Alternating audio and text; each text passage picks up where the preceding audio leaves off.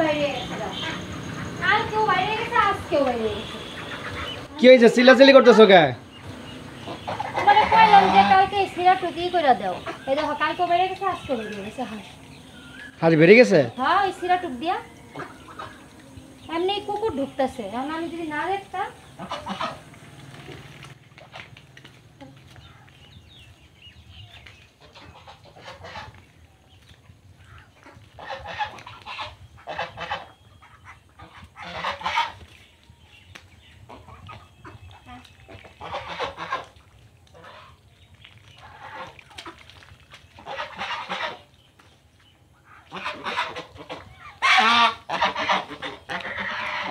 এইটুক সিরাতে বেড়ায় যেতেছে। এইটুক সিলের মধ্যে অত বড় হাঁসটা চলে আসতেছে? হ্যাঁ সে না গুইরু শেষ হয়ে গেছে। ঘুরেও শেষ? হ্যাঁ আনার দরকার। হাঁসগুলা বেঁচে ফেলাই কি বলো? ওরে বাবা রে বাবা, আমি এত কষ্ট করে পুষতাছি বেচার লেগা। এইখানে একটা নারী দুইটা নর। এই শীতে ডিম পারবো, দরকার পড়লে আমি বাচ্চা বিক্রি করবো, তাও এগুলো বেচবো না। কত কষ্ট এত করে খাওয়ার দেওয়া যায়? সেই দিনকে আছে 20 কেজি গুঁড়ো আনলাম শেষ, আবার যদি আনি খাওয়ার তো একটু ওর লাগে। পিছেই তো আমার 4000 টাকা খরচ হয়ে যেতেছে। হাতে কষ্ট করে মানুষ করছে। আর আমার ব্রয়লার মুরগি দেখছো কত বড় হয়েছে? আচ্ছা সকালে যে বৃষ্টি হয়েছে সারা দিন বৃষ্টি, এখন খালি একটু বৃষ্টি।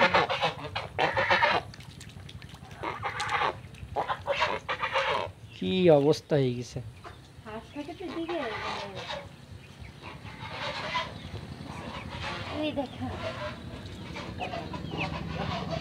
জুয়ের ব্রয়লার মুরগি ভালোই তো বড় হয়ে গেছে। এই মুরগিগুলোর বয়স কত জানো?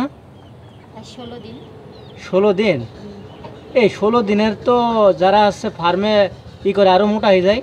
ওরা কি ইনজেকশন দেয় না কি ওষুধ দেয়? আমি তো আর টাকা হইতেছে না। তোমার মেন সমস্যা হচ্ছে কি জানো? এটা হচ্ছে জায়গা ছোট, মুরগি বেশি। তোমার এখানে 3 থেকে 4টা মুরগি হলে পারফেক্ট ছিল। আমি 3টা নিতে চাইলাম, ওই লোকটা জোর করে 5টা দিল। আমি নিতে চাইলাম না দেখে আমার আবার একটা ফ্রি দিল। কারণ এরা যত খোলামেলা থাকবে তত মোটা হবে।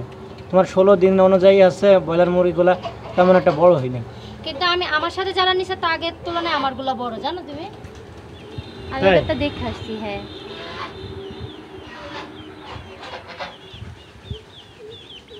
তাহলে ই করতে হবে, ওই সিরা নেট আছে না, ওই সিরা নেট দিয়ে ওই জায়গায় জোড়া দিয়ে দিতে হবে। সুই আছে? সুই আছে? ওই সুই দিয়ে চারিদিকে সেলাই করে দিতে হবে।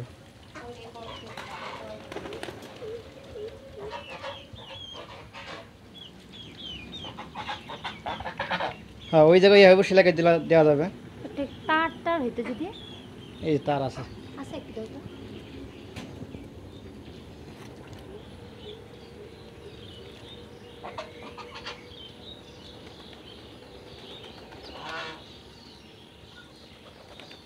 এদিক দিয়ে বের করে দাও।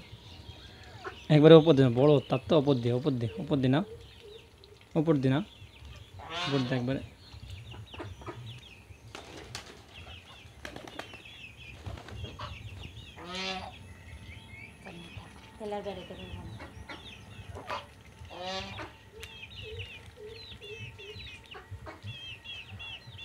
আসসালামু আলাইকুম, আশা করি সবাই ভালো আছেন। তো আপনারা অনেকেই কমেন্ট করেন যে আমি পরে কেন সালাম দিই। যে ভিডিওটা দেখলেন এটা হচ্ছে মানে অজান্তে আর কি, কোনো প্রস্তুতি ছিল না। তো আলহামদুলিল্লাহ জুয়ের রান্নাঘরে কাজ চলতেছিল, এই বৃষ্টির জন্য আবার অফ হয়ে গেছে।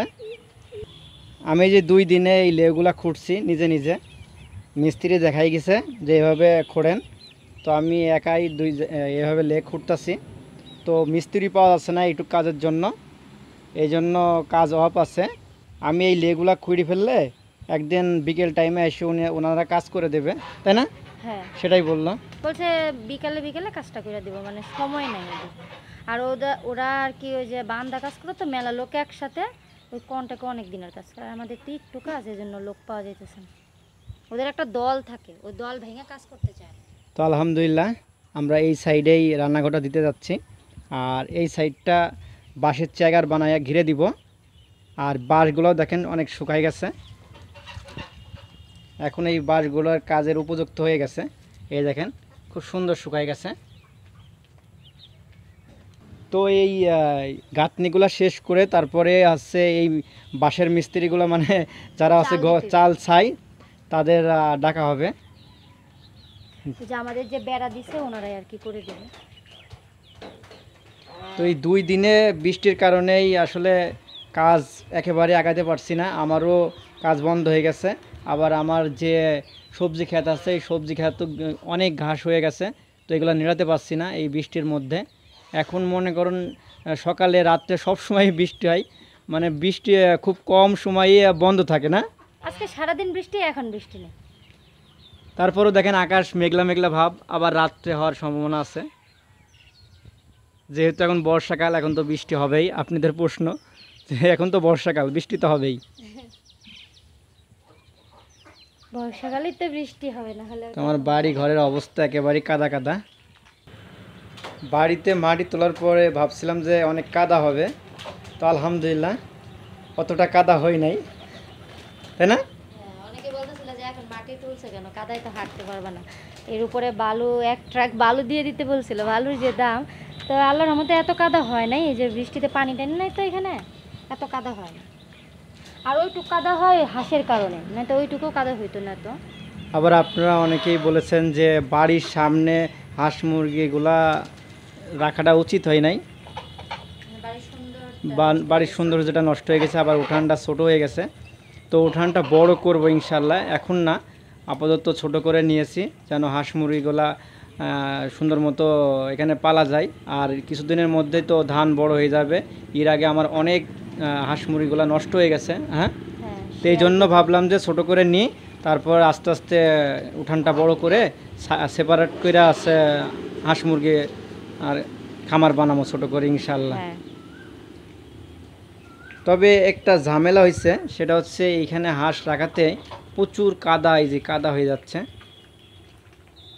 হাঁসের মুখ দিয়ে যে করতেছে, তাই না?